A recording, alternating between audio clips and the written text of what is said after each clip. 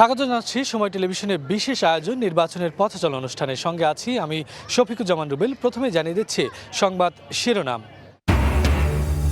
সুষ্ঠু নির্বাচন আয়োজনে ইসির প্রতি আস্থা রাখছে বিএনপি। উদার গণতান্ত্রিক বাংলাদেশ গড়ার শপথ নেতাকর্মীদের। জিয়াউর রহমানের মৃত্যুবার্ষিকীতে সমাধিতে ফুলেল শ্রদ্ধা। পোস্টাল ব্যালটে অনিয়মের সুযোগ নেই, বিভ্রান্ত না হওয়ার পরামর্শ ইসির। ৩ ফেব্রুয়ারি নির্বাচনী সরঞ্জাম বিতরণ। ৩ দাবিতে কমিশনের সামনে ছাত্রদলের অবস্থান। সারা দেশে ৪২,০০০-এর বেশি ভোট কেন্দ্রের মধ্যে ঝুঁকিপূর্ণ ১৬,০০০। ৮ থেকে ১৪ ফেব্রুয়ারি পর্যন্ত মাঠে থাকবে আইন শৃঙ্খলা বাহিনীর ৮,৯৭,০০০ সদস্য। এবং শিল্প বাণিজ্যের কেন্দ্রে হলো নাগরিক সুবিধা বঞ্চিত নারায়ণগঞ্জবাসী। মাদক সন্ত্রাস সহ নানা ধরনের অপরাধে অতিষ্ঠ মানুষ। জোরালো হচ্ছে বাসযোগ্য জনপদের দাবি।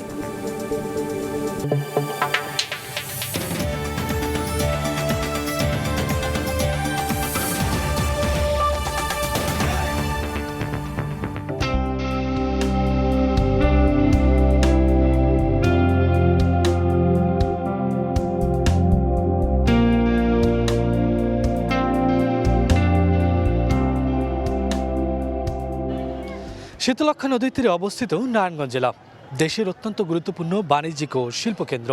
প্রাচীন বাংলার রাজধানী থেকে আজকের ব্যস্ততম শিল্পনগরী হয়ে গড়ে ওঠা এই নারায়ণগঞ্জ দেশের অর্থনীতিতে রাখছে অত্যন্ত গুরুত্বপূর্ণ ভূমিকা। আপনারা জানেন নারায়ণগঞ্জে 5টি সংসদীয় আসন রয়েছে, যেখানে ভোটার সংখ্যা প্রায় 24 লাখের কাছাকাছি। নির্বাচনী পথচলা অনুষ্ঠান নিয়ে আমরা রয়েছি নারায়ণগঞ্জের জল্লারপাড়ের চায়ের আড্ডায়। বরাবরের মতো আমাদের সাথে রয়েছেন বিভিন্ন শ্রেণী পেশার মানুষ, রয়েছেন বিভিন্ন বয়সী ভোটাররাও। আমরা তাদের সাথে কথা বলবো, জানবো তাদের প্রত্যাশা, শুনবো সংকট, খোঁজার চেষ্টা করব সমাধান। আমরা প্রথমেই আমার ডান পাশে যেতে চাই। এখানে অনেকে রয়েছেন প্রবীণ ভোটার রয়েছেন। আমি আপনার কাছ থেকেই আসলে প্রথম শুরু করতে চাই। নারায়ণগঞ্জের ভোটের পরিস্থিতি কেমন দেখেন? আপনি একজন প্রবীণ ভোটার হিসেবে কি গুণাবলী দেখে তাকে ভোট দিবেন? ধন্যবাদ। নারায়ণগঞ্জ আপনি জানেন একটি প্রাচীন জনপদ বাংলাদেশের প্রতিটি জেলার মানুষ এখানে বসবাস করে। এখানে কিন্তু মানুষের ডেনসিটি অনেক বেশি, জীবন জীবিকার জন্য এখানে আসে। কিন্তু এখানে দুঃখজনক হলো সত্যি যে এখানে উন্নয়নের ছোঁয়া কিন্তু ওই অর্থে লাগে নাই। আপনারা জানেন যে স্টিমার ঘাট, এখানে কিন্তু বহুত বিখ্যাত লোক, রবীন্দ্রনাথ, নজরুল, যে এলিজাবেথ, তারপর এরকম বিখ্যাত লোকরা কিন্তু এখানে নেমেছেন। বিপ্লবীরাও এখানে কিন্তু এসছেন। আমাদের আন্দোলন সংগ্রামের বিশাল ভূমিকা। আমাদের যে খেলাধুলা, এখানে ওয়াটার পোলো এই অঞ্চলে কেউ খেলতো না, আমাদের কাশীপুরের এরাই কিন্তু খেলতো। এর বিশাল অবদান। শিক্ষা দীক্ষা সব জায়গাতে আমাদের কিন্তু অবদান ছিল। স্বাস্থ্য, কিন্তু আমাদের এখানে কোনো জায়গাতে রেল, আমরা যদি বলি যে ঢাকা থেকে যে রেল শুরু হলো, কমলাপুর থেকে ফুলবাড়িয়া থেকে গ্যান্ডারি হয়ে প্রথম রেলটা কিন্তু নারায়ণগঞ্জে আসলো। কিন্তু দেখেন এখানে না আছে নৌপথ আগের মতো, না আছে রেলপথ, না আছে সড়কপথ। স্বাস্থ্য, শিক্ষা কোনো ক্ষেত্রেই কিন্তু উন্নয়নের সে অর্থে ছোঁয়া লাগে নাই। আমরা মনে করি যে এমন লোককেই আমরা নির্বাচিত করতে চাই যে সে এই সব প্রতিটা বিষয় অ্যাড্রেস করবে এবং মানুষের যে এই জনকল্যাণমুখী যে কাজগুলো যেগুলি অতি প্রয়োজন, এগুলো যে দেখবে তাকে নারায়ণগঞ্জের মানুষ ভোট দেবে। আমরা আপনার সাথেও একটু কথা বলতে চাই। কি প্রত্যাশা একজন জনপ্রতিনিধির কাছে, আপনার সামনে যিনি নির্বাচিত হবেন তার কাছে? আমাদের জনপ্রতিনিধির কাছে মূল প্রত্যাশা আমি ব্যক্তিগতভাবে মনে করি সেটা হচ্ছে যে এই জনপ্রতিনিধি জনগণের হবেন, নিজের জন্য জনপ্রতিনিধি হবেন না। তিনি মানুষের যেই সমস্যাগুলো আছে সেই সমস্যাগুলোর প্রতি নজর রাখবেন এবং কাজ করবেন। আরেকটা বিষয় হচ্ছে এবারের নির্বাচনটা কিন্তু এটা স্থানীয় সরকার কোনো নির্বাচন নয়, এটা জাতীয় নির্বাচন। তো জনপ্রতিনিধির কাজ কেবলমাত্র রাস্তাঘাট উন্নয়ন করা, সেতু করা এটা না, আমাদের দেশটা যাতে আর পেছনের দিকে না যায়, আমরা যেন সামনের দিকে যেতে পারি। কারণ যেহেতু তিনি আইন প্রণেতা, সেহেতু তার কাজটা হবে যেন আমাদের দেশটা আসলে সুন্দরের দিকে যায়, গণতান্ত্রিক দিকে যায় এবং মানবিক রাষ্ট্র হিসেবে দেশটাকে প্রতিষ্ঠিত করতে পারে, সেই দিকে ভূমিকা রাখা। অত্যন্ত গুরুত্বপূর্ণ কথা আপনি বলেছেন, যাতে তার মধ্যে বিদ্যমান সকল গুণাবলী থাকতে হবে দেশকে বিনির্মাণের জন্য। আপনার কাছে একই প্রশ্ন আমি যদি রাখি, আপনি একজন প্রবীণ ভোটার হিসেবে এই নির্বাচনটাকে ব্যতিক্রম হিসেবে আপনি দেখেন কিনা, আর আপনি আসলে কি গুণাবলী দেখে একজন প্রার্থী বেছে নিতে চান, তার কাছে কি প্রত্যাশা আপনার? অবশ্যই আমি ব্যতিক্রম হিসাবে দেখি, কারণ 24-এর যেই 5ই আগস্টের পটভূমির যে পরিবর্তন, ওই পরিবর্তনের মাধ্যমে এই বর্তমান যে অন্তর্বর্তীকালীন যে সরকার, এই সরকার এখান আসছেন, উনি একটা নির্বাচন আয়োজন করতে যাচ্ছেন। আমি অবশ্যই এই নির্বাচনকে স্বাগত জানাই, কিন্তু আমি 5-এর বাসিন্দা, আমি 17 নং ওয়ার্ডের একজন নাগরিক। আমার কাছে প্রত্যাশা থাকবে যে যে জনপ্রতিনিধি থাকবেন, মানুষের যে মৌলিক অধিকারগুলো আছেন, ওই মৌলিক অধিকারগুলোকে যেন সে বাস্তবায়নে পিছপা না হন, এবং আমাদের এই কণ্ঠস্বরগুলো যেন, আমাদের এই ভোটগুলো যেন উনি সংসদে গিয়ে আমাদের এই ভোটাধিকারের প্রয়োগের কথাগুলো যেন উনি সুন্দরভাবে সংকটগুলো রয়েছে সেই সংকট যিনি উনি সংসদে উত্থাপন করেন, এই সংকট থেকে বের হয়ে আসার জন্য তাতে কাজ করেন। আমরা অনেকের সাথে কথা বলবো। আমরা প্রথমে বলছিলাম সব শ্রেণী পেশার মানুষ আমাদের সাথে রয়েছেন, দিনমজুর থেকে শিক্ষক, বিভিন্ন ইউনিভার্সিটি থেকে শিক্ষার্থীরা এসছেন, আমাদের বিভিন্ন শ্রেণী পেশার মানুষ এখানে এসছেন। আমরা একটু তরুণদের সাথে কথা বলতে চাই, কারণ আপনারা জানেন যে ত্রয়োদশ জাতীয় সংসদ নির্বাচনে তরুণদের ভোটের ভূমিকা অত্যন্ত গুরুত্বপূর্ণ, এবং কেননা অনেক তরুণ ভোটার এবার প্রথমবার ভোট দিবেন। আমি যদি আপনাকে দিয়ে শুরু করতে চাই যে আপনি একজন তরুণ ভোটার হিসেবে আপনি কেমন ধরনের প্রার্থীকে বেছে নিতে চান, নতুন বাংলাদেশ কাদের হাতে তুলে দিতে চান? তরুণ ভোটার হিসেবে, জুলাইয়ের একজন যোদ্ধা হিসেবে, একজন গণঅভ্যুত্থানের যোদ্ধা হিসেবে আমি মনে করি যে প্রত্যেকেই বলে আসতেছেন যে বাংলাদেশের রাজনীতির একটা নতুন বিনির্মাণ চান, একটা নতুন রাজনীতির কথা বলছেন, কিন্তু সেই নতুন রাজনীতিটা কি সেই বিষয়ে একটা ধোঁয়াশা আছে এবং কেউ এখানে ক্লিয়ার করছেন না। আমরা বলছি যে নতুন রাজনীতি কি, সেটা আপনাকে অবশ্যই আমাদের সামনে হাজির করতে হবে, এবং এই নারায়ণগঞ্জকে নিয়ে আপনি নতুন কি করে আসলে প্ল্যান করছেন। যেমন ধরেন, নারায়ণগঞ্জে আমরা দেখেছি একদিকে যেমন গডফাদারের শহর, ঠিক একইভাবে নারায়ণগঞ্জ একটা প্রতিরোধেরও শহর।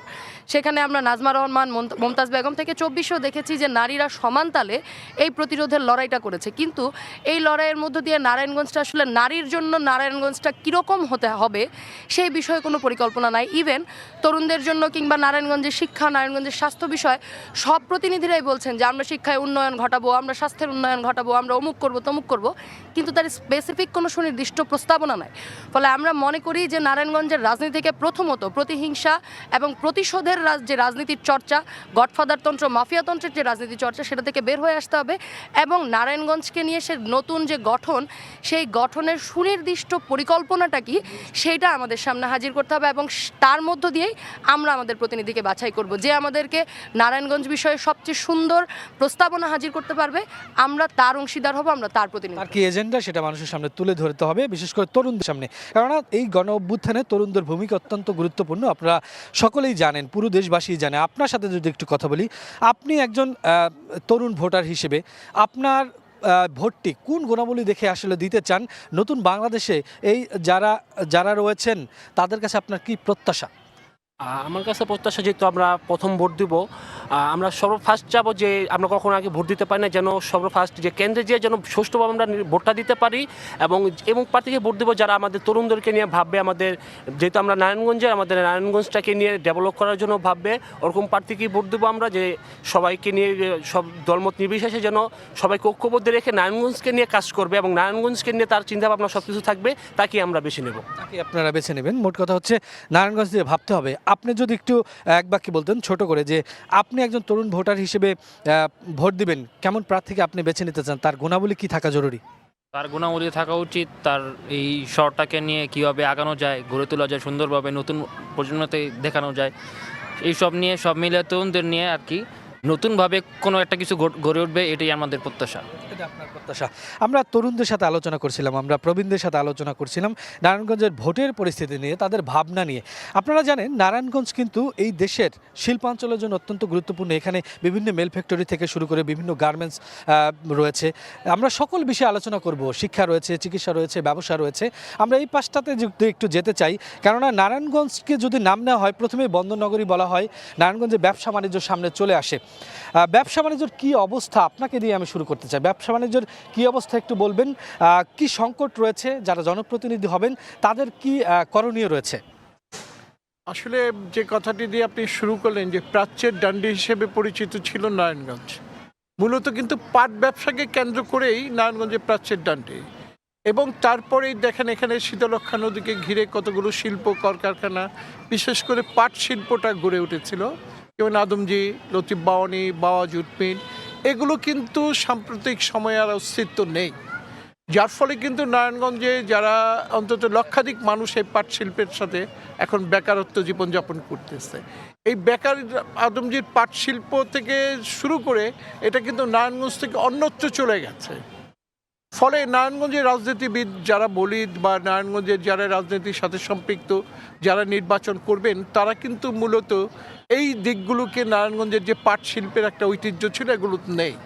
এখন গার্মেন্ট শিল্প আমরা সম্প্রসারিত করছি, কিন্তু গার্মেন্ট শিল্পেরও কিন্তু একটা অনিশ্চিত অবস্থার মধ্যে আছে। নারায়ণগঞ্জের আরেকটা খুব বড় শিল্প ছিল, সেটা হচ্ছে হুঁশিয়ারি শিল্প, যেটা থেকে গার্মেন্ট শিল্পের এই নারায়ণগঞ্জ উকিলপাড়া, নয়ামাটি যে জায়গাগুলো বলি, সেখানে প্রায় 6,000 হুঁশিয়ারি ছিল। এগুলোর কিন্তু অস্তিত্ব এখন খুঁজে পাওয়া যায় না। তো এই জায়গাগুলোতে যে নারায়ণগঞ্জের উন্নয়ন শুধুমাত্র রাস্তাঘাট এটাই কিন্তু ঠিক না। আর জনপ্রতিনিধিরা যদি নারায়ণগঞ্জের শিল্পায়নের এক বিশেষ করে পাট শিল্পের যে ঐতিহ্যটা, এটাকে যদি ফিরিয়ে আনতে না পারে এবং এই নদী কেন্দ্রিক যে এখন অন্যান্য শিল্প কলকারখানা গড়ে উঠছে এবং যেটা নদীকে বিষাক্ত করছে, যেমন আপনি সিমেন্ট শিল্প করছে বা অন্যান্য বিষয় নিয়ে আরও অনেকেই রয়েছে, আমরা কথা বলবো। মোটামুটি আপনি অত্যন্ত গুরুত্বপূর্ণ বিষয় টেনেছেন। আপনার কাছ থেকে একটু জানতে চাই, উনি বলছিলেন যে এই যে কলকারখানাগুলো, শিল্প কলকারখানার ফলে কিন্তু একটা ব্যাড ইফেক্টও পড়ে। আপনি যদি একটু আগের প্রশ্ন ধরে বলি যে নারায়ণগঞ্জে এই শিল্প বাণিজ্যকে আরও সমৃদ্ধ করার জন্য জনপ্রতিনিধিদের কিছু করণীয় রয়েছে কিনা? আসলে আমি পাটের সাথে জড়িত। আমি যেটা সত্যি হলো, অপ্রিয় হলো সত্য, যে এবছর বাংলাদেশের খেতে পাট কাটা হয় নাই, কিন্তু পাট এক্সপোর্ট বন্ধ করে দেওয়া হলো। তা থেকে কৃষক পরবর্তী এখন পাটের মূল্য 5,000 টাকা মন, কিন্তু কৃষক কিন্তু পয়সা পাচ্ছে না। পাচ্ছে কারা? স্টকিস্টরা। যার টাকা আছে টাকাই তাদেরকে টাকা দিচ্ছে। তো পাটকে ধ্বংস করে কি লাভটা হচ্ছে? কৃষক তো যদি বেনিফিট হতো আমাদের কোনো দুঃখ থাকতো না, কিন্তু কৃষক তো বেনিফিট হচ্ছে না। বেনিফিট হচ্ছে মুষ্টিগত কতজন লোক। তো পাটকে বাঁচানোর জন্য জনপ্রতিনিধিদের দায়িত্ব আছে এবং ওনার মাধ্যমে আমরা পরবর্তী যারা ক্ষমতায় আসবে বা সংসদে বসবে তাদের কাছে আমাদের অনুরোধ থাকবে পাটকে রক্ষা করার জন্য তারা যেন আপ্রাণ চেষ্টা করে। ঐতিহ্যবাহী শিল্প সেটা দিন দিন হারিয়ে যাচ্ছে, সেই পাট শিল্পকে বাঁচিয়ে রাখার জন্য জনপ্রতিনিধির করণীয়। আপনি যদি বলতেন যে এই নারায়ণগঞ্জের ব্যবসা বাণিজ্যের কী অবস্থা, কী পরিস্থিতি, আরও সমৃদ্ধ করার জন্য কী করণীয় রয়েছে জনপ্রতিনিধিদের? ধন্যবাদ আমাকে আমন্ত্রণ জানানোর জন্য। আমি আশকারি মোহাম্মদ বাবু, ম্যানেজিং ডাইরেক্টর সুরভ ইন্ডাস্ট্রি। অ্যাকচুয়ালি আমিও পাটের সাথে জড়িত। অ্যাকচুয়ালি এই যে ভাই যেটা বললেন সেটাই, পাট রয়ে গেছে। পাট কিন্তু পর্যাপ্ত পরিমাণে এই বছর হারভেস্টিং ভালো। আমরা তো যখন আমরা পাট লাগাই তখন আমরা স্টাডি করি, জানি পাট খুব ভালো হয়েছে। এখন মিডিলম্যান যারা আছে, স্টকিস্ট যারা, এরা হইলে পাটগুলি আটকে রাখছে। এরা ভাবতেছে যে বইয়ের বিশ্বে কিন্তু পাটের প্রচুর চাহিদা, ইন্ডাস্ট্রি নষ্ট হয়ে গেছে, বাংলাদেশের থেকে পর্যাপ্ত পরিমাণে পাট আমরা রপ্তানি করতে পারি, মানে ডাইভার্সিফাই প্রোডাক্টগুলি। রজুটগুলি তো যায় না, কম যায়। এখন রজুটের উপরে এম্বার্গোর কারণে একদম পুরোপুরি বন্ধ করে রাখছে।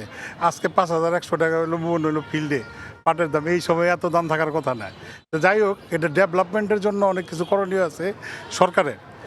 আর সরকারকে চাপ দিতে পারবে একজন এমপি সাহেব, উনি সংসদে এই কথাগুলি বলবে, যা বানা দরকার যেভাবে হইলো আমরা প্রস্তাব করলে আমাদের এই ব্যবসার জন্য ভালো হবে, এটা হতে পারে। আরেকটা জিনিস ওই ভাই বললেন যে আমাদের এখানে ওই হুঁশিয়ারি শিল্পের কথা, এইটাও কিন্তু ডিসেন্ট্রালাইজড হয়ে গেছে। আপনার পাবনাতে গেলে যা দেখবেন হুঁশিয়ারি অনেক, আমাদের নারায়ণগঞ্জের থেকে বেশি। আরেকটা জিনিস আছে আপনার এখানে, আরেকটা ব্যবসা নারায়ণগঞ্জ থেকে আপনার কন্ট্রোল, এটা হচ্ছে ডাউল আর হইলো গম। এই ডাউলার গম হলো খাতুনগঞ্জের পরে চিটাগাংয়ে, নারায়ণগঞ্জের ব্যবসাটা হলো বড়। এইটাও দিনে দিনে সংকুচিত হয়ে আসতেছে। এমপি সাহেব যিনি হবেন আমাদের, উনি আমাদের সমস্ত ব্যবসায়ীদের ডেকে আমাদের প্রবলেমগুলি শুনবেন, শুনে উনি চেষ্টা করবেন কার্যকরীভাবে ব্যবসা বাণিজ্য কীভাবে বের করে আসার জন্য সংসদের বিষয়গুলো নিয়ে আলোচনা করবেন, উদ্যোগ নেবেন, সমাধানের পথ বের করার চেষ্টা করবেন। আপনি যদি একটু ছোটো করে বলতেন, একটু বসেন, আমি যদি সামগ্রিক বিষয় নিয়ে কথা বলবো, বাণিজ্য নিয়েছিলাম, শিল্প বাণিজ্য নিয়েছিলাম। আপনি যদি বলতেন সম্ভাবনাময় নারায়ণগঞ্জ, এইটার অর্থনীতিতে ব্যাপক ভূমিকা রাখছে, আরও আরও আরও কি উদ্যোগ নেওয়ার করণীয় আপনি যদি একটু বলতেন। আমি Ahmedur Rahman Tanu, director, chamber of commerce Narayanganj. জিটিবির 8% আমাদের এই জায়গা থেকে প্রায় আছে, আমরা আসলে হয় নারায়ণগঞ্জ থেকে কন্ট্রোল হয়। তো আমাদের সবচেয়ে বড় যে প্রয়োজনটা এখন সেটা হচ্ছে মেট্রোপলিটনটা আসলে নিয়ে আসা, এবং ব্যবসায়িক জোন হিসেবে নারায়ণগঞ্জ অর্থনৈতিকভাবে বাংলাদেশের একটা বড় একটা সাপোর্ট দিয়ে আসতেছে অর্থনীতির জায়গা থেকে। তো এই জায়গা থেকে আমরা যে পরিমাণ অবহেলিত, রাষ্ট্রীয় জায়গা থেকে, সেই জায়গাটা আসলে কাটায় উঠতে হবে। আগামীতে যারা আমাদের যে 5টা আসন আছে, 5টা আসনে যে প্রতিনিধিরা আসবেন তাদেরকে অবশ্যই এই জায়গাটাকে ফোকাস করতে হবে। আসলে ওই যে সবাই একই কথা বলতেছে যে রাস্তাঘাট করলাম বা এইটা করলাম, কিন্তু আমাদের নারায়ণগঞ্জে যে অবস্থায় আছে সেটাকে পরিকল্পিতভাবে সাজানোটা খুব জরুরি। পরিকল্পিতভাবে সাজাতে হবে। একজন জনপ্রতিনিধিকে এই যাবতীয় বিষয়গুলো স্টাডি করে সংসদ উত্থাপন করতে হবে, সে অনুযায়ী পরিকল্পিতভাবে কাজ করতে হবে। আমরা অনেকের সাথে কথা বলবো, বিভিন্ন বিষয় তুলে আনার চেষ্টা করব। আমাদের যিনি সহকর্মী শকত, তিনি এই নারায়ণগঞ্জ নিয়ে অনেক দিন যাবৎ কাজ করেন। আপনি যদি একটু বলতেন আপনার যেই প্রতিবেদনটি আপনি তৈরি করেছেন, দেখব আমরা সেই প্রতিবেদনে সবচেয়ে বেশি গুরুত্ব পেয়েছে কোন বিষয়গুলো? আসলে নারায়ণগঞ্জ শিল্প বাণিজ্য একটি জনপদ। এই জনপদের মূল সমস্যা হচ্ছে নাগরিক সমস্যাগুলো, যানজট, মাদক, সন্ত্রাস, চাঁদাবাজি এবং রাস্তাঘাটের বেহাল অবস্থা। এখানে শিক্ষা ব্যবস্থার তেমন কোনো উন্নয়ন হয়নি, এখানে স্বাস্থ্য খাতের তেমন কোনো উন্নয়ন হয়নি। এখানে নারায়ণগঞ্জের দীর্ঘদিনের মানুষের দাবি ছিল একটি বেসরকারি সব বিশ্ববিদ্যালয়, একটি মেডিকেল কলেজ। আসলে বছরের পর বছর সরকার পরিবর্তন হয়, জনপ্রতিনিধিরা পরিবর্তন হয়, কিন্তু নারায়ণগঞ্জের মানুষের ভাগ্যের পরিবর্তন হয় না, এই দাবিগুলো চাহিদাগুলো পূরণ হয় না। এ নিয়ে আমরা বিভিন্ন যাবতীয় বিষয়গুলো আপনার প্যাকেজে উঠে আসছে। আমরা আপনার সাথে আবার আলোচনায় আসব। আমাদের সহকর্মী শৌকত, তিনি এই নারায়ণগঞ্জ নিয়ে বিভিন্ন বিষয় নিয়ে একটি প্রতিবেদন তৈরি করেছেন। আমরা প্রতিবেদনটি দেখে আসব।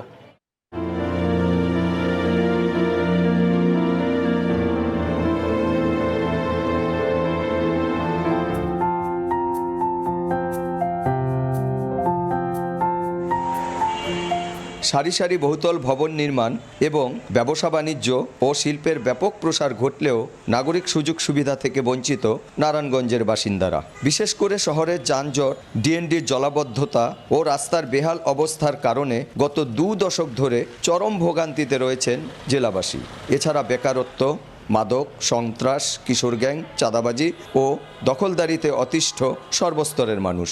আমাদের এই শহর যেন একটু সুষ্ঠু সুন্দর চলাচলের বাসযোগ্য শহর হয়ে সৃষ্টি হয়। গত 54 বছরে এখানে যুবকদের জন্য কোনো পরিকল্পনা হয় নাই। মাদক থেকে শুরু করে সব কিছু নিয়ে উদ্বিগ্ন আছি। আমি মনে করি যে যথাযথভাবে আইনি প্রক্রিয়ার মাধ্যমে এগুলো সমাধান হওয়া উচিত।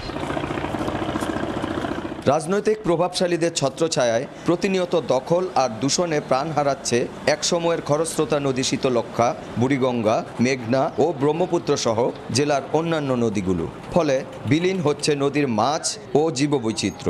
পরিবেশ দূষণ বন্ধে ও নদী রক্ষায় কার্যকর পদক্ষেপ নেওয়া হচ্ছে না বলে অভিযোগ পরিবেশ বিশেষজ্ঞদের। নারায়ণগঞ্জের যে সমস্ত মেল ইন্ডাস্ট্রিগুলো আছে, সেই মেল ইন্ডাস্ট্রিগুলো যে রাসায়নিক বিষাক্ত বর্জ্য আছে, এই বর্জ্যগুলো সরাসরি আমাদের এই নদীতে ফালাচ্ছে। এই কারণে আমাদের নদীগুলো দূষণ হয়ে গিয়েছে।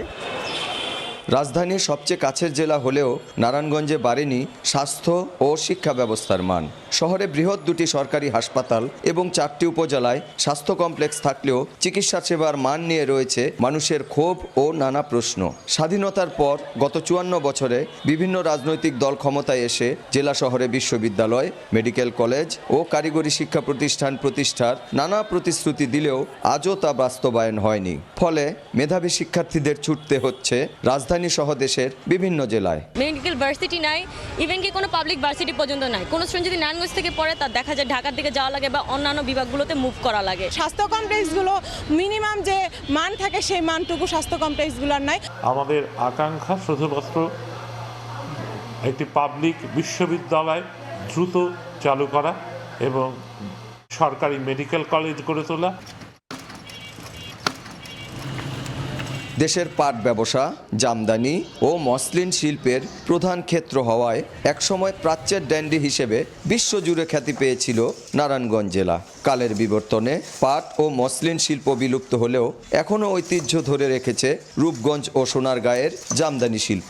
তবে অযত্ন, অবহেলা ও রক্ষণাবেক্ষণের অভাবে ধ্বংস হয়ে যাচ্ছে জেলার আনাচে কানাচে অবস্থিত মুঘল ও সুলতানি আমলের ঐতিহাসিক প্রত্নতাত্ত্বিক নিদর্শনগুলো।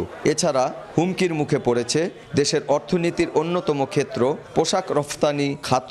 যেসব ঐতিহ্য আছে, ইতিহাসের নানান গুরুত্বপূর্ণ জায়গা আছে, সেগুলো যদি রক্ষণাবেক্ষণ করতে পারতাম তাহলে আরও অনেক বেশি মানুষ এখানে আসতো এবং ট্যুরিজমকে অনেক বেশি ডেভেলপ করতে পারতাম। সারা নারায়ণগঞ্জটাই কিন্তু একটা শিল্পাঞ্চল এবং রপ্তানি বর্তমানে 8 থেকে 9 বিলিয়ন ডলার নারায়ণগঞ্জ অঞ্চল থেকে যে রপ্তানিটা হচ্ছে, এটা অন্তত আগামী 5 বছরে ডাবল করার সুযোগ আছে।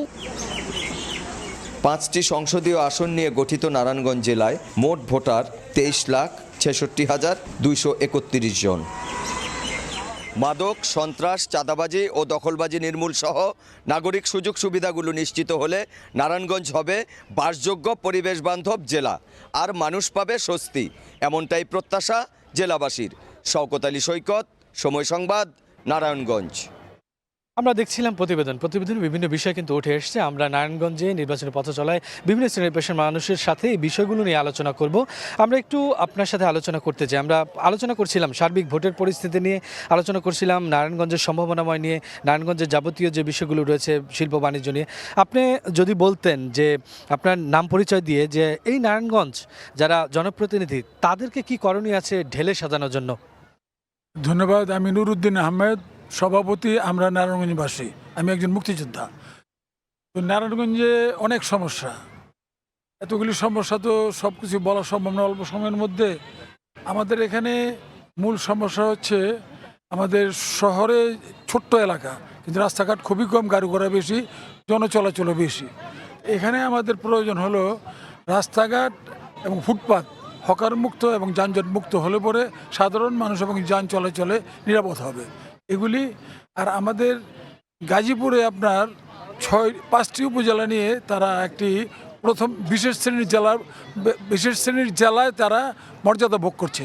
আমরা নারায়ণগঞ্জ 3য় শ্রেণীর মানে বি শ্রেণীর বি ক্যাটাগরির জেলা হিসেবে আমরা চিহ্নিত, অথচ নারায়ণগঞ্জ থেকে আপনার সরকারি কোষাগারে প্রায় এই 17% আমরা কোষাগারে আমরা এই রাজস্ব দিয়ে থাকি, কিন্তু আমাদের এখানে খুবই স্বল্প সংখ্যক আমাদের মাঝে ব্যয় করা হয়। তা আমরা বলতে চাই নারায়ণগঞ্জ উন্নয়ন কর্তৃপক্ষ গঠন করতে হবে, যেটা গাজীপুরে আছে।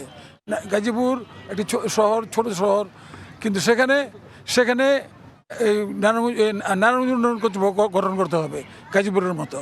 আর আমাদের এই শহরকে মেট্রো রেলের সাথে যুক্ত করতে হবে। কদম রসুল সেতু যেটা নির্মীয়মান, সেটাকে অতি দ্রুত কাজ সম্পন্ন করতে হবে, কাজগুলো করতে হবে। আরও যাবতীয় বিষয়ে আমরা সন্ত্রাস এবং চাঁদাবাজ মুক্ত নগরী আমরা চাই। সন্ত্রাস ও চাঁদাবাজ মুক্ত চান, যিনি নির্বাচিত হবে সন্ত্রাস চাঁদাবাজ মুক্ত নগরী আপনি চান, অত্যন্ত গুরুত্বপূর্ণ বিষয় আপনি বলেছেন। আমরা যদি এই বিষয়গুলো টেনে বলি যে নারায়ণগঞ্জে এই সামনে যে ত্রয়োদশ জাতীয় সংসদ নির্বাচন অত্যন্ত গুরুত্বপূর্ণ, পট পরিবর্তনের পরে অনেকের প্রত্যাশা যে বিদ্যমান যে সংকট সমস্যাগুলো সেগুলো থাকবে না।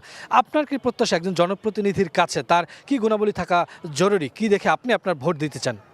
আপনি জানেন যে আমাদের দেশে জুলাই বিপ্লবের পরে একটি পরিবর্তিত চাহিদা, পরিবর্তিত আকাঙ্ক্ষা একটা বিদ্যমান আমাদের জনসাধারণের মধ্যে। তার মধ্যে আমাদের নারায়ণগঞ্জ রাজস্ব আদায়ের ক্ষেত্রে আমরা দ্বিতীয় তৃতীয় অবস্থানে আছি, কিন্তু আমাদের এখানে আপনি যদি দেখেন যে একটা পূর্ণাঙ্গ মেডিকেল কলেজ, একটি পূর্ণাঙ্গ ইউনিভার্সিটি এবং আমাদের রাস্তাঘাটের যোগাযোগ ব্যবস্থা বিভিন্ন ধরনের অপ্রতুলতা রয়েছে। এটা নিয়ে ইনশাল্লাহ যারাই আসবেন ইনশাল্লাহ তারা কাজ করবেন, এবং আমি বিশ্বাস করি যে মোটামুটি যারা জনসাধারণকে নিয়ে কাজ করেছেন, যাদের অভিজ্ঞতা রয়েছে এবং যাদের মানসিকতা রয়েছে, আমাদের ভোটাররা অবশ্যই সেদিকে খেয়াল রেখে তাদেরকে জয়যুক্ত করবেন। এবং আমাদের নারায়ণগঞ্জে ইনশাল্লাহ আমাদের সকলের যে স্বপ্ন, সকলের যে আকাঙ্ক্ষা, সেখানে তারা ভূমিকা রাখবেন। আপনি অত্যন্ত গুরুত্বপূর্ণ কথা বলেছেন যে জনপ্রতিনিধিকে জনবান্ধব হতে হবে। আমরা একটু পেছনে আসতে চাই, যদি আপনার সাথে কথা বলি। আপনি একজন সচেতন নাগরিক হিসেবে সামনে নির্বাচনে কি গুণাবলী দেখে প্রার্থী বেছে নিতে চান? গুণাবলী সবচেয়ে বড় ব্যাপার হলো যদি প্রার্থী এই জায়গায় থাকতো তখন বলতে পারতাম। নারায়ণগঞ্জের সমস্যার সমাধান এ পর্যন্ত অনেকই হয়নি গা, আর 17 বছর তো কোনো কিছু আমরা পাই নেই। এখন যেটা পাওয়ার কথা, এখন নির্বাচন আমরা চাই, নির্বাচন আসবো, আমরা প্রতিনিধির সাথে কথা বলবো যে আমরা ভোট দিব, ওই লোকেরে ভোট দিব যে জোসেফ ভাই বললো যে আমাদের একটা ইউনিভার্সিটি নাই, আমাদের নারায়ণগঞ্জের এই কী কয় এগুলারে মানে রোড ঘাটের অবস্থা ভালো না, সিটি কর্পোরেশন মানে এই যে এখন আমরা যে প্ল্যাটফর্মটা পাইছি আপনার সাথে কথা বলতেছি, এই শব্দটা আমরা করতে পারিনি। সার্বিক উন্নয়ন যারা করবে তাদেরকে আপনারা ভোট দিতে চান। এইদিকে রয়েছেন আপনি কিছু বলতে চাচ্ছেন, আপনি বলেন তো আপনি কেমন প্রার্থী, কি গুণাবলী দেখে ভোট দিতে চান? আমি ভোট দিতে চাই নারায়ণগঞ্জ 5 আসনে যে একটা প্রার্থী হবে আমরা যেন সবসময় তাদের কাছে পাই, তারপর রাস্তাঘাটের সুযোগ সুবিধা ভালো করে দেয়, তারপর এই আমরা জিনিসপত্রের দাম কমে যেতে পারে, তারপর আমরা সবাই মিলেমিশে থাকতে পারি, সবাই সন্ত্রাস চাঁদাবাজের মুক্ত হয়। অত্যন্ত গুরুত্বপূর্ণ কথা বলেছেন। সাধারণ মানুষ চাই সাধারণ মানুষের পাশে যারা থাকবেন তাদেরকে বেছে নিতে। আমরা নারায়ণগঞ্জের শিল্প বাণিজ্য নিয়ে কথা বলছিলাম, আমরা নারায়ণগঞ্জের যেই ভোটের যে পরিস্থিতি তা নিয়ে কথা বলছিলাম। আমরা একটু নারায়ণগঞ্জের শিক্ষা নিয়ে কথা বলতে চাই। যদি বলতেন যে নারায়ণগঞ্জের, আপনাকে দিয়ে শুরু করতে চাই, যদি বলতেন যে নারায়ণগঞ্জের শিক্ষার কি পরিস্থিতি, একজন জনপ্রতিনিধি যিনি হবেন তাকে কোন বিষয়গুলোকে বেশি গুরুত্ব দেওয়া জরুরি? আপনাকে ধন্যবাদ সময় টিভিকে আমাদের সময় দেওয়ার জন্য। নারায়ণগঞ্জের শিক্ষার ব্যবস্থাটা আল্লাহর রহমতে যেই আপনি নির্বাচিত হবে, সুন্দর নিরপেক্ষভাবে আসবেন, একজন সৎ যোগ্য লোক আসবেন, শিক্ষার দিকে তার প্রথমেই খেয়াল করতে হবে যে এই যে আপনার সেশনের যে ইগুলো আছে বার্ষিক যে আপনার একটা ফি নেওয়া হয়, এই ফিগুলো বন্ধ করতে হবে। আরও অনেক অসুবিধা আছে স্কুলের বাচ্চাদের, এই দিক দিয়ে তার মনোযোগ নিতে হবে যে সুন্দরভাবে শিক্ষা প্রতিষ্ঠানগুলো যাতে আপনার ম্যানেজিং কমিটিগুলো যাতে সুন্দরভাবে পরিচালনা করতে পারে, সেদিকে যে জাতীয়ভাবে সংসদ নির্বাচিত হবে তাকে এই দিকগুলোই একটু বেশি মনোযোগ দিতে হবে। আপনি মনে হয় কিছু বলতে চাইছিলেন, আপনি যদি বলেন যে নারায়ণগঞ্জের শিক্ষার অবস্থা কি, একজন জনপ্রতিনিধির কোন বিষয়গুলোকে গুরুত্ব দেওয়া জরুরি শিক্ষাকে আরও সামনের দিকে এগিয়ে নিয়ে যাওয়ার জন্য?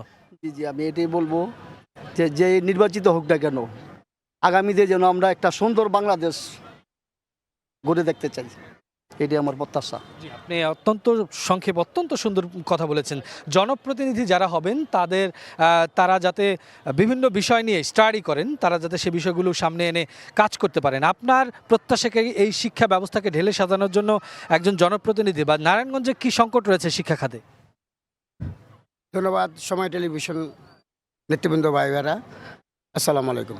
আমরা এই শিক্ষাঙ্গনরা আমরা এভাবে নিতে চাই যেন গরিব যারা আছে তাদের যেন সুযোগ সুবিধা দিতে পারে, স্কুল যারা প্রতিনিধি আছে আমরা চাই যেন শিক্ষা এটা যেন আরও হয়, যে দেখা যায় মেধারা পারে না, শিক্ষা গরিব মানুষ আছে তারা কোনো করতে পারতেছে না। তাই অনুরোধ যারা আসবে আমাদের জনপ্রতিনিধি সামনে, তারা যেন এই চিন্তাটা করে আমাদের দেশটাকে এগিয়ে নেওয়ার জন্য সবাইকে আহ্বান জানিয়ে আমার শেষ করি। শিক্ষাটাকে সাশ্রয়ী করতে হবে যাতে সকলে শিক্ষাটাকে নিতে পারে। আপনি কিছু বলতে চাচ্ছেন, অনেকক্ষণ যাবত আপনি ডাকছেন আমাকে, আপনি বলেন। আমরা শিক্ষা নিয়ে কথা বলছিলাম, নারায়ণগঞ্জের শিক্ষাকে এগিয়ে নিয়ে যাওয়ার জন্য কি করণীয়? বিসমিল্লাহির রহমানির রহিম।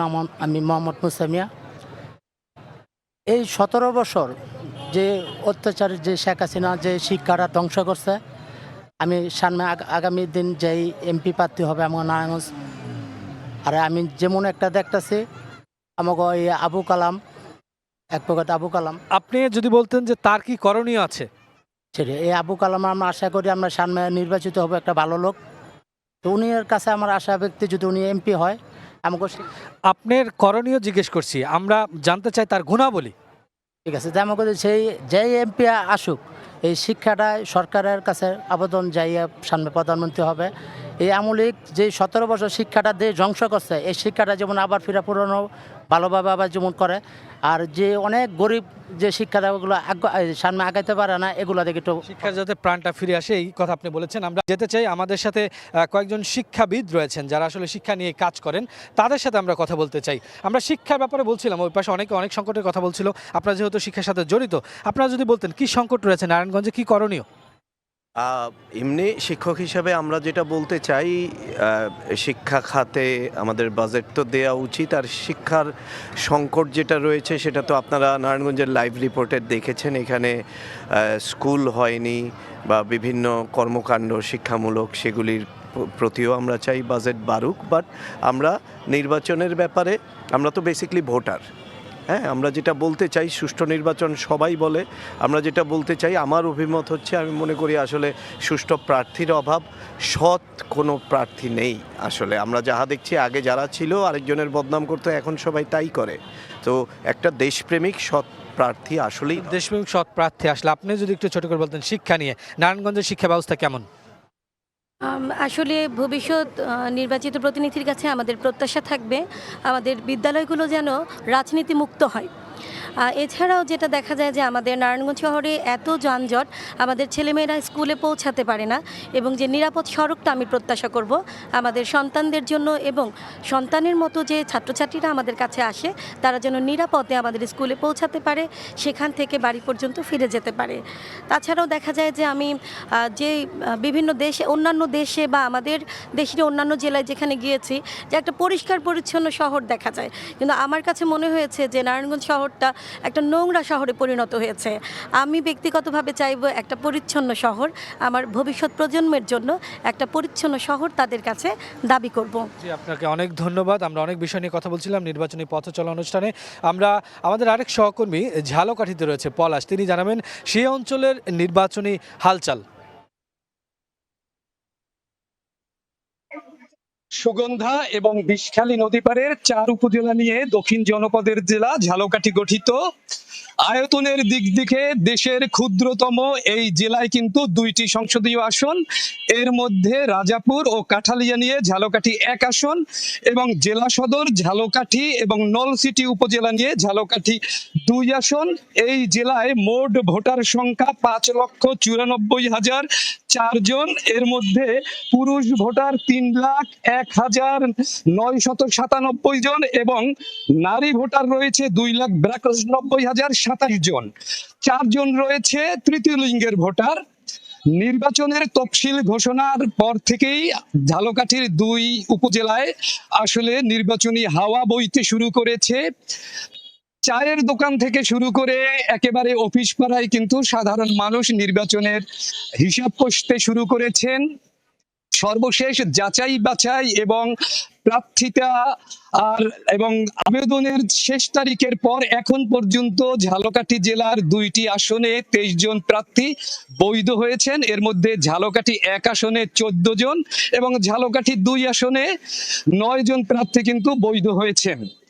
ভোটের হিসেবের কথা যদি বলি, ঝালকাঠির এই 2টি আসনেই বিএনপি, জামায়াত ইসলাম, ইসলামী আন্দোলন বাংলাদেশ, এবি পার্টি, নাগরিক পার্টি এবং জাসদ সহ স্বতন্ত্র প্রার্থীরাও কিন্তু প্রার্থিতা করছেন। তবে সাধারণ যারা ভোটাররা রয়েছেন তাদের আলোচনার প্রধান বিষয় হচ্ছে বিএনপি, জামায়াত ইসলামী এবং ইসলামী আন্দোলন বাংলাদেশ। একটু বলে রাখি, বরিশাল অঞ্চলের এই অঞ্চলে কিন্তু হাত পাখার প্রার্থী অর্থাৎ ইসলামী আন্দোলন বাংলাদেশের প্রার্থীদের একটা জনপ্রিয়তা রয়েছে। শেষ পর্যন্ত তারা জামায়াতের জোটে না আসার কারণে কিন্তু তারাও কিন্তু আলোচনার কেন্দ্রবিন্দুতে পরিণত হয়েছে। ঝালকাঠি 1 আসনের কথা যদি বলি, এখানে প্রার্থী হয়েছেন বিএনপির রফিকুল ইসলাম জামাল, যিনি 2008 সালে বিএনপির প্রার্থী হয়েছিলেন এবং তার সাথে প্রতিদ্বন্দ্বিতা করছে কিন্তু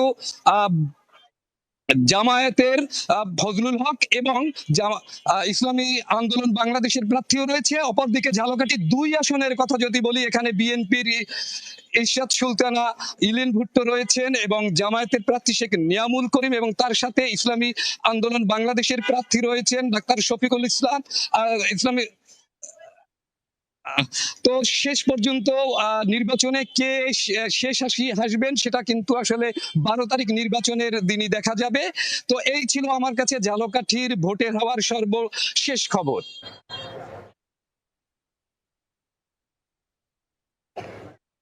জি, আমরা ছিলাম ঝালকাঠিতে নির্বাচনে যে ভাবনা নিয়ে তারা বলছিলেন। আমরা আবারও নারায়ণগঞ্জের বিভিন্ন বিষয় নিয়ে আলোচনা করতে চাই। আমাদের সাথে বিভিন্ন শ্রেণী পেশা মানুষ রয়েছেন, আমরা তাদের প্রত্যাশা সম্পর্কে জানবো। সামনে নির্বাচনে কেমন প্রার্থী বেছে নিতে চান, কী গুণাবলী দেখে বেছে নিতে চান, সে বিষয়ে আমরা জানবো। আপনার কাছ থেকে একটু জানতে চাই, আপনি একজন প্রবীণ ভোটার, এই যে সামনে যে ত্রয়োদশ নির্বাচন, এই নির্বাচনে কি ব্যতিক্রম দেখেন, কেমন প্রার্থীকে আপনি বেছে নিতে চান? বিসমিল্লাহির রহমানির রহিম। আপনাকে আগে ধন্যবাদ জানাচ্ছি, আপনাদের সুন্দর প্রোগ্রাম করছেন। আমি এই ওয়ার্ডের 2 বারের কমিশনার, কাউন্সিলর, এই 70 নম্বর ওয়ার্ডের। আমি একজন ফ্রিডম ফাইটার, ইন্ডিয়ান ট্রেনার। আমরা এমন সুন্দর পরিবেশে দেশটাকে গড়াই নিতে চাই, জনগণ ভাইয়েরা সুন্দর চেয়া একটা লোক খুঁজে, ভালো লোক, সমাজে ভালো, তাদেরকে জনপ্রতিনিধি এমপি বানানো দরকার। যারা না হারে এমপি বানায় দেশ ধ্বংস হয়ে যাবো গা এমনি দেশ লড়বরম যাচ্ছে কারণ একটা ঘরের মধ্যে 8টা খুঁটি কি করণীয় আছে তাদের? 8টা খুঁটি থেকে ছোট করবেন, আমাদের সময় কম। 8টা খুঁটি থেকে 8টা খুঁটি যদি লড়াবড় হয় তো দেশে লড়াবড় হয়ে যাচ্ছে গা। অতএব দেশকে উন্নয়ন করতে হলে ভালো লোক লাগবে এবং নারায়ণগঞ্জ শহরকে সাজাইতে হবে। নারায়ণগঞ্জ একদম তুচ্ছ এলাকা হয়ে যাচ্ছে বর্তমান। আমার ওয়ার্ডে যে পর্যন্ত কাম করছে এই পর্যন্ত এবারে কাম হয় নাই, কাজ হয় না। তাই এই জন্য জনপ্রতিনিধি ভালো চাই, সৎ চাই, ইমানদার চাই। আর যারা এই প্রোগ্রাম আছে সবাইকে আন্তরিকভাবে আমি ধন্যবাদ জানাই। অনেক ধন্যবাদ। আপনি অনেক গুরুত্বপূর্ণ কথা বলছেন। যিনি জনপ্রতিনিধি হবেন তাকে হতে হবে সৎ, নিষ্ঠাবান, তিনি জনবান্ধব হবেন, জনগণের জন্য কাজ করবেন, যাতে কোনো ধরনের কোনো দুর্নীতির সাথে তিনি জড়িত না হন। আমরা অনেক বিষয় নিয়ে আলাপ করছিলাম। নারায়ণগঞ্জের স্বাস্থ্য নিয়ে যদি আমরা আলাপ করতে চাই, স্বাস্থ্য ব্যবস্থা কেমন রয়েছে, আমি আপনার সাথে কথা বলতে চাই। আপনি যদি বলতেন যে নারায়ণগঞ্জের স্বাস্থ্যের অবস্থা কি করণীয় রয়েছে সামনে যারা জনপ্রতিনিধি হবেন? জি, আসসালামু আলাইকুম। আমি নারায়ণগঞ্জের ভোটার এবং একজন অবসরপ্রাপ্ত সরকারি চিকিৎসক। আমি প্রায় 30 বছর সরকারি চাকরি করেছি এবং এই নারায়ণগঞ্জে 20 বছর অবস্থান করছি। আমার এই বাস্তব জীবনের অভিজ্ঞতায় আমি নারায়ণগঞ্জের যে সাধারণ মানুষের সঙ্গে মিশে যে স্বাস্থ্য সমস্যাগুলি আমি চিহ্নিত করেছি, সেটা আমাদের জাতীয় পর্যায়ে যে ভঙ্গুর যে বিরাজমান স্বাস্থ্য ব্যবস্থা তারই একটা প্রতিফলন নারায়ণগঞ্জে আমি পেয়েছি। এটা ঐতিহ্যবাহী শহর নারায়ণগঞ্জ এবং এটা শিল্পনগরী। এখানে অন্য বিভিন্ন ধরে ধরে যদি সমস্যাগুলো বলতেন, আমাদের সময় সংক্ষিপ্ত। যেমন এত বড় একটা নগরী, এখানে প্রায় 4 মিলিয়ন লোক পুরো শহরে জেলায় বাস করে এবং এর আশেপাশে মুন্সিগঞ্জ, চাঁদপুর, মতলব, ক্যানিগঞ্জ এই এলাকার লোকজন চিকিৎসার জন্য আসে এবং তারা সবাই এখানকার চিকিৎসার অপ্রতুলতার কারণে এখান থেকে বেশিরভাগ রেফার্ড হয়ে ঢাকায় চলে যায় অথবা কেউ বিদেশেও চলে যায়, এখানে চিকিৎসা পায় না। এবং আমার মনে হয় যে এখানে এতদিন যাবৎ একটা মেডিকেল সমস্যাগুলো যে এখানে মেডিকেল কলেজ থাকতো এখানে, তাহলে এই ব্যাপক অংশের মানুষের চিকিৎসা সেবা নিশ্চিত হতো। 1 নম্বর। নম্বর 2, এখানে এই অপ্রতুল চিকিৎসার সুযোগ নিয়ে একটা দালাল শ্রেণীর চক্র বা অসাধু চক্র বা সিন্ডিকেট তারা এই সাধারণ মানুষকে নানাভাবে হয়রানি করছে এবং এখানে এই কারণে সাধারণ মানুষ চিকিৎসার খরচ বেড়ে যাচ্ছে এবং তারা নানা রকম চিকিৎসা ঝুঁকিতে আছে। ব্যাঙ্গের ছাতার মতো যত্রতত্র ল্যাবরেটরি, তারপরে প্যাথোলজি ক্লিনিক এবং হাসপাতাল গড়ে উঠছে এবং সেখানে কোনো মান নিয়ন্ত্রণ হচ্ছে না। এখানে জেলা প্রশাসন, সিভিল সার্জন এবং আরও যা স্বাস্থ্যসেবা জড়িত তাদের তেমন তদারকি চোখে পড়ে না। তো আমার ভবিষ্যতে যারা এখানে জনপ্রতিনিধি নির্বাচিত হবেন তাদের কাছে আমার প্রত্যাশা একজন নাগরিক হিসেবে যে উনি যাতে আমাদের এই নারায়ণগঞ্জে একটি মেডিকেল কলেজ স্থাপনের উদ্যোগ নেন এবং এই সমস্ত একটা নিরাপদ স্বাস্থ্য ব্যবস্থা যাতে এখানে তৈরি হয় সেই জন্য তিনি কাজ করবেন। আমরা শুনছিলাম আপনার কাছ থেকে বিস্তারিত বিষয়ে উঠে আসছে। আমরা এই পাশটা যদি একটু যেতে চাই, এখানে অনেকেই রয়েছেন, আমরা অনেক বিষয় নিয়ে আলোচনা করব। নারায়ণগঞ্জে আপনারা জানেন যে এই অত্যন্ত ঢাকার সাথে লাগোয়া হলেও এখানে যানজটের পরিস্থিতি আমরা দেখি যে অনেক যানজটের পরিস্থিতি। আপনি যদি একটু বলতেন যে নারায়ণগঞ্জের যানজটের কি অবস্থা দেখেন আপনি, যোগাযোগ ব্যবস্থা কেমন? সর্বপ্রথম ধন্যবাদ জানাচ্ছি সময় টিভিকে। আপনারা জানেন শুধু নারায়ণগঞ্জে না, সারা দেশেই একটা এই যানজটের ভোগান্তির ভিতরে আমরা পড়ে থাকি। আমরা বিগত আমলে যারাই রাষ্ট্রীয় ক্ষমতায় ছিল তারা শুধু উন্নয়নের বুলি দিয়ে গেছে, অরিজিনালি যানজট নিরসনের জন্য তেমন কোনো উপযুক্ত কাজ করেনি। তো আমরা প্রত্যাশা করব যারাই আগামীতে রাষ্ট্রে নির্বাচিত হবে তারা এই যানজট সহ আমাদের নাগরিক যে অধিকার তার দিকেও যেন খেয়াল রাখে, আমাদের শ্রমিকদের যে অধিকার তার দিকে যেন খেয়াল রাখে। অনেক ধন্যবাদ। আপনি অনেক গুরুত্বপূর্ণ কথা বলেছেন। আমি আপনার সাথে কথা বলতে চাই, আপনার সাথে তো কথা বলেছি, আপনার সাথে বলতে চাই, আপনি যদি বলতেন, আমরা জানি যে খুব কাছাকাছি ঢাকা, তারপরে যোগাযোগ ব্যবস্থা কেমন দেখেন নারায়ণগঞ্জে, এত যানজট কেন? যানজট অপরিকল্পিত নগরায়নের জন্য হইল যানজট। এটার জন্য দরকার হইল বর্তমান যে মানুষের একটা প্রত্যাশা, নতুন বাংলাদেশের যে স্বপ্ন জনগণ দেখে, সেটার জন্য একটা নির্বাচিত সরকার দরকার। নির্বাচিত সরকার ছাড়া এই ধরনের জনদুর্ভোগ যেগুলো সেগুলো লাঘব করতে পারে একমাত্র নির্বাচিত সরকার। আমি মনে করি অতি দ্রুতই একটা নির্বাচন দরকার। সেই নির্বাচনে যারা বিজয়ী হয়ে আসবেন তাদের জনগণের কাছে দায়বদ্ধতা থাকবে, সেই কারণে তাদের মাথায় একটা হেডেক থাকবে কিভাবে মানুষকে দুর্ভোগ থেকে মুক্তি দেওয়া যায়, মানুষকে কীভাবে শান্তি দেওয়া যায়, এই প্রচেষ্টা এই দলের এই সরকারের থাকবে। এই জন্য আমি মনে করি একটি নির্বাচিত সরকারই পারে এই জনদুর্ভোগ লাঘব করতে এবং একটা শৃঙ্খলায় নিয়ে আসতে। যানজটটা কোনো জটিল কোনো বিষয় না, যদি এটা শৃঙ্খলায় রাখতে রাখতে পারে, তাইলে মানুষের কর্মসংস্থানও থাকবে, যানজট মুক্ত সকল জনগণ তার সুফল ভোগ করবে। আমি মনে করি যে একটা নির্বাচিত সরকার আসলেই এই যানজট এবং যত সমস্যা আছে সেগুলো সমাধান হবে বলে আমি মনে করি। অনেক সুন্দর কথা আপনি বলেছেন, একজন নির্বাচিত সরকার আসলে যানজট মুক্ত হবে, যানজট মুক্ত নারায়ণগঞ্জ তারা প্রত্যাশা করেন, যাতে সিন্ডিকেট না থাকে। আপনাদের সাথে একটু কথা বলছি, আমরা যানজট নিয়ে কথা বলছিলাম, আমরা আলোচনা করতে চাই নারায়ণগঞ্জের অপরাধ জগৎ নিয়ে। নারায়ণগঞ্জের নাম আসলেই একটা অপরাধ প্রবণতা সামনে আসে। কিশোর গ্যাং থেকে শুরু করে মাদকাসক্ত, বিভিন্ন সময় খুন গুমের ঘটনা ঘটেছে। আপনি যদি বলতেন এখন নারায়ণগঞ্জের সার্বিক নিরাপত্তা পরিস্থিতি কি, আর এখান থেকে বের হয়ে আসার জন্য জনপ্রতিনিধিদের কি করণীয়? আপনাকে ধন্যবাদ। আমাদেরকে 5 তারিখের পর যে আমরা এই সরকার যাওয়ার পর যে দেশে একটা পরিস্থিতি ছিল, সেখানে আমরা দলমত নির্বিশেষে সকলে মিলেমিশে আমাদের যে মাদক জবাব আমরা বন্ধ করার দরকার আমার ওয়ার্ডের ভিতরে আমি চেষ্টা করেছি। এরকম সকলে যদি সবাই চেষ্টা করে, ইনশাল্লাহ এই দেশ থেকে মাদক মুক্ত হবে এবং সুন্দর একটি পরিবেশ এবং এই আইন প্রশাসন তৈরি হবে। আমি চাই সুন্দর একটি নারায়ণগঞ্জ গড়ে হোক, সুন্দর একটি দেশ গড়লে যে দেশের মানুষ নারায়ণগঞ্জের মানুষ সুন্দরভাবে চলতে পারবে, ফিরতে পারে এই আশা করি। আমাদের পাত্রীর কাছে আমার একটা আবেদন থাকবো যে আমাদের আগে পরে কী হয়েছে জানি না, এখন আমরা সকলে মিলেমিশে সুন্দর একটি বাংলাদেশ গড়তে চাই। বাংলাদেশ গড়তে আপনার অত্যন্ত সুন্দর কথা বলছেন। আমি ভাইয়ের সাথে কথা বলতে চাই। নারায়ণগঞ্জের আলোচনায় আমরা দেখি যে বিভিন্ন সময় মাদকের আলোচনা চলে আসে, কিশোর গ্যাংয়ের আলোচনা চলে আসে। এগুলো কেন হচ্ছে, কি করণীয় রয়েছে জনপ্রতিনিধির? এগুলি আমাদের যদি প্রত্যেক মহল্লায় একটা টিম তৈরি করা হয়, মাতবর প্রধান যারা আছে তারা সহ প্রত্যেক গ্রামে প্রতিহত করা হয় এগুলি, তাহলে অনেকটা কমে আসবে। আগেও ছিল, 5 আগস্টের পরে অনেকটা কমে এসেছে। আশা করি ইনশাল্লাহ আগামীতে যে জনপ্রতিনিধি হবে উনি এগুলি প্রতিহত করবে ইনশাল্লাহ।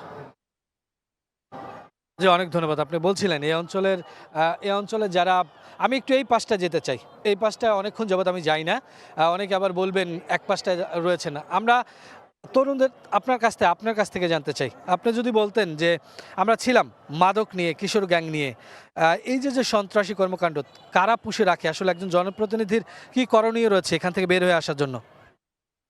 মাদক তো মনে করেন এখানে কারা পুষে রাখে সেটা জানি না। মাদক চক্রটা এখন বড়, মানে দেশের মধ্যে বড় ধরনের আকারে চলছে, এবং কিছু কিছু জিনিস আছে যে এই মাদক নিয়ে মনে করেন কিছু প্রতিবাদ করলে মাদকের অন্য যারা লোক আছে, যাদের উপরে লেভেলের লোক আছে, তারা মনে করেন আমাদেরকে মনে করেন অনেক মানে ভয় ব্যক্তি দেখায়। হ্যাঁ, ওই ভয় ব্যক্তি দেখার কারণে মনে হয় আমরা কিছু বলতে পারি না। তাদেরকে যদি মনে করেন দৈরে যদি পুলিশের হাতে হ্যান্ড ওভার করে দিই, হ্যাঁ, তারা ছুটে এসে তাদের মনে পরবর্তীতে আমাদেরকে আক্রমণ করার চেষ্টা করে। জি, অনেক ধন্যবাদ। আমরা একজন তরুণদের সাথে কথা বলতে চাই। মাদক নিয়ে আলোচনা হচ্ছিল, আপনি যদি বলতেন, আপনি ছোট করে বলবেন যে এই তরুণদের এই মাদক থেকে বেরিয়ে আসার জন্য, কিশোর গ্যাং থেকে তাদের বের করে আনার জন্য জনপ্রতিনিধির কি করণীয়? আমার কাছে মনে হয় মূলত রাষ্ট্র যদি মৌলিক অধিকারটা নিশ্চিত করতো, তাহলে এই যে মানে মাদক ব্যবসা যারা করে বা মাদকের সাথে যারা জড়িত বা কিশোর গ্যাং যারা পালে, তাদের মানে অবৈধ পথে টাকা দরকার ছিল না, যদি রাষ্ট্র মৌলিক অধিকারটা দিত। তাছাড়া হলো আইন ব্যবস্থা ঠিক হলে এই সব অটোমেটিক ঠিক হয়ে যাবে। আইন ব্যবস্থা ঠিক করতে হবে, রাষ্ট্রের পৃষ্ঠপোষকতা থাকতে হবে, তাহলে এই মাদক সন্ত্রাস এগুলো থেকে বের হয়ে আসা সম্ভব। আমরা একটু এদিকটা যেতে চাই যে আমাদের সাথে অনেকেই রয়েছেন, আমরা তাদের সাথে কথা বলবো। এই পাশটা যদি যেতে চাই, এই পাশটায় যে আপনি যদি একটু বলতেন, এই অঞ্চলে যে আমরা শুনি যে নদী দখল হয়, নদী দখল কেন হয়, সেখান থেকে বেরিয়ে আসার জন্য কি করণীয়? বাংলাদেশের একটি অন্যতম জেলা নারায়ণগঞ্জ জেলার বয়ে গেছে শীতলক্ষা নদী। বর্তমানে কিছু কিছু শিল্প প্রতিষ্ঠান আছে, তাদের নাম বলবো না, তারা নদী আগ্রাসন মানে নদী দখল করে, নদীকে বর্তমানে দখল করে তারা ব্যবসা বাণিজ্য করছে, কিন্তু সরকারি পর্যায়ে কোনো পদক্ষেপ নিতেছে না।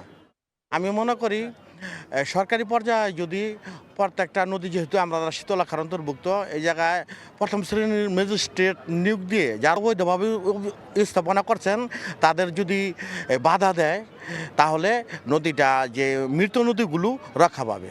যাতে নদীগুলো রক্ষা পাবে। আমরা একটু এই পাশটায় আবার আসতে চাই। এই পাশটায় অনেকের সাথে আমরা কথা বলেছি, অনেক বিষয় উঠে আসছে। নারায়ণগঞ্জের আদ্যপান্ত উঠে আনার চেষ্টা করেছি, শিল্প বাণিজ্য, এই অঞ্চলের যোগাযোগ ব্যবস্থা, সব বিষয় মোটামুটি উঠে আসছে।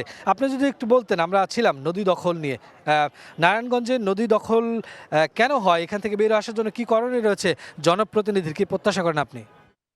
ধন্যবাদ সময় টেলিভিশনকে। আসলে ত্রয়োদশ জাতীয় সংসদ নির্বাচনকে সামনে রেখে যে আপনারা প্রান্তিক যে জনগোষ্ঠী আছে তাদের যে আপনার প্রত্যাশাগুলো তুলে ধরছেন, আসলে আপনারা জানেন যে আসলে আমাদের নারায়ণগঞ্জের উল্লেখযোগ্য যে নদীটা আছে আমাদের শীতলক্ষ্যা নদী, এই শীতলক্ষ্যা নদীকে ঘিরেই কলম আসলে মূলত আমাদের অর্থনীতির যে মূল চাকাটা আছে এই চাকাটা চলমান ছিল। আজ সমৃদ্ধ কলম নারায়ণগঞ্জ শুধু এই শীতলক্ষ্যা নদীর কারণে। এই নদীগুলো আসলে ধ্বংস এবং দখলের শিকার। আমরা ইতিপূর্বে যেগুলো দেখেছি যে প্রভাবশালী যে ছত্রছায়া আছে বা প্রভাবশালী রাজনীতিক যে মহলগুলো আছে, এই মহলের কারণেই কলম আসলে নদী দখল, দূষণ এবং বালু উত্তোলন থেকে শুরু করে সবগুলো কার্যক্রম আসলে পরিচালিত হয় শুধু এই প্রভাবশালী রাজনীতিক একটি ছত্রছায়া কাজ করে। আমরা আশা রাখবো সামনে যে নির্বাচিত হবে এই নির্বাচন যে আসনের কাছে যে আমাদের এই যে মাফিয়াতন্ত্র বা এই যে বালু উত্তোলনের সাথে জড়িত যারা এবং নদী দখল এবং দোষলের সাথে যারা সম্পৃক্ত এবং ড্রাইং যে সমস্ত মেল ফ্যাক্টরিগুলো পাঠায়, ওরা কলম খুবই প্রভাবশালী। হ্যাঁ, ওদেরকে যদি আপনার দেখা গেছে যে আইনের আওতায় আনতে হবে এবং এই যারা এই আসনগুলোতে আসবে এই আসনগুলো সুনজর রাখতে হবে এবং তাদের কাছে যেন এই আশাটা আমাদের না থাকে। আপনি বারবার বলেছেন তাদের কাছে এই বিষয় নিয়ে কাজ করতে হবে। আমরা মোটামুটি একটা ধারণা পেয়েছি নারায়ণগঞ্জে যে নদী দখল হয় সেই নদী দখলগুলো কেন হয়, প্রভাবশালীদের নেতৃত্ব হয়, যারা নির্বাচিত হবেন তারা যাতে এই প্রভাব মুক্ত করেন, তারা যাতে জনস্বার্থে কাজ করেন। আমরা মোটামুটি আমাদের যে নির্বাচন পথচলার শেষ দিকে রয়েছি। আপনি একজন নারী, অনেকক্ষণ যাবত আপনাকে অপেক্ষা করে রেখেছি। আমি একটু জানতে চাই, আপনি নারী উদ্যোক্তা, প্রথমে কথা হচ্ছিল নারায়ণগঞ্জে আসলে নারীদের জন্য কি করণীয় রয়েছে, পরিবেশ দূষণ থেকে শুরু করে আমরা বিভিন্ন বিষয় নিয়ে আলোচনা করছিলাম, সেই বিষয়গুলো একটু সামনে আনতেন। আচ্ছা, আমাদের এই আধুনিক যুগে আমরা এখনও নারীরা অনেক বাধা প্রতিবন্ধিতার শিকার হচ্ছি। প্রত্যেকটা পরিবারের নারীরা যদি অর্থনৈতিকভাবে স্বাবলম্বী হয়, নিশ্চয়ই মনে করি যে পারিবারিক দৈন্যতা দূর হবে এবং দেশের উন্নতি সাধিত হবে। এখন এই জন্য নারীরা তো অনেক পারিবারিকভাবে এবং সামাজিকভাবে অনেক বাধার সম্মুখীন। এর জন্য পরিবারকে এবং সামাজিকভাবে সমাজ থেকেও নারীদেরকে সাহায্য করতে হবে, সহযোগিতা করতে হবে। সরকারেরও এর ভূমিকা আছে। সরকার নানা রকমের প্রশিক্ষণ কেন্দ্র অবশ্যই আছে এবং প্রশিক্ষণ কেন্দ্রগুলো আরও বাড়ানো উচিত। নারীরা পড়াশোনার পাশাপাশি এখন অনেক প্রশিক্ষণ নিচ্ছে। অনেকেই আছে যেন পুঁজির অভাবে তারা ব্যবসা বাণিজ্যটা করতে পারছে না। সরকার যদি বিনা শর্তে এবং স্বল্প সুদে নারীদেরকে ঋণের ব্যবস্থা করে দেয় তাহলে নারীরা স্বাবলম্বী হবে, অর্থনৈতিকভাবে আমাদের পরিবার এবং দেশ অনেক উন্নতির দিকে এগিয়ে যাবে। অনেক ধন্যবাদ, আপনি অনেক গুরুত্বপূর্ণ কথা বলেছেন। আপনার সাথে একটু কথা বলতে চাই। আপনি বলেন। আচ্ছা, আপনি বলেন। আমরা আলোচনায় ছিলাম নদী দখল, পরিবেশ দূষণ নিয়ে। আপনি যদি বলতেন নারায়ণগঞ্জের পরিবেশ কেমন, সার্বিক পরিস্থিতি কি, একজন জনপ্রতিনিধির কি করণীয়? ধন্যবাদ আপনাকে। নারায়ণগঞ্জের যে পরিবেশ আজ বিগত 20 বছরের তুলনায় বর্তমানে আমাদের যে পরিবেশটা আছে, যেখানে আজকে আমরা বসে কথা বলছি সেখানেও কিন্তু একটা রেক ছিল এক সময়। এখানে বসে কথা বলার মতো স্পেস ছিল না। যাই হোক, বিগত দুঃসময়ে স্বৈরশাসকের আমাদের যারা কিছু ভালো ব্যক্তি ছিল, এর মধ্যে আমাদের একটা সিটি কর্পোরেশনের মেয়র পেয়েছিলাম। ওনার কল্যাণে আজকে আমরা যে পরিবেশটা পেয়েছি, আমাদের নারায়ণগঞ্জের পরিবেশ আগে। এখন কি করণীয় রয়েছে? করণীয় হচ্ছে যারা এখানে আসবে তারা যে রক্ষণাবেক্ষণের দায়িত্বটা খুব সুন্দরভাবে পরিচালনা করতে পারে, সেক্ষেত্রে যাতে দৃষ্টি রাখে। আপনি যদি এক বাক্য বলতেন, আপনার এই নতুন বাংলাদেশ বিনির্মাণে আপনার ভোট কি গুণাবলী দেখে দিবেন? আমার ভোট দিব যে দেশের উন্নয়ন করবে, যে দেশের জন্য কাজ করবে, তাকে আমার ভোটটা দিব। যে দেশের উন্নয়ন করবে, দেশের জন্য কাজ করবে। অনেক সুন্দর কথা আপনি বলেছেন।